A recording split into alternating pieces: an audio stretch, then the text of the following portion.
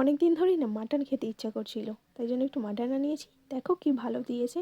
জানি খাওয়া খুব একটা ভালো নয়, তবে মাসে তো এক আধবার হতেই পারে। তা আজকে রেসিপিটা তোমাদের সাথে শেয়ার করবো আমি কেমনভাবে বানাই।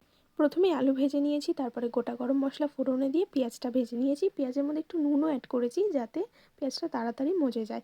তারপরে দেখলাম মাছের বাজার চলে এসেছে, সেটা একটু চেক করে নিলাম ঠিকঠাক এসেছে নাকি। দেন পেঁয়াজটা ভালো করে ভাজা হয়ে যাওয়ার পরে মশলাটা করে রেখেছিলাম সেটাও দিয়ে দিয়েছি।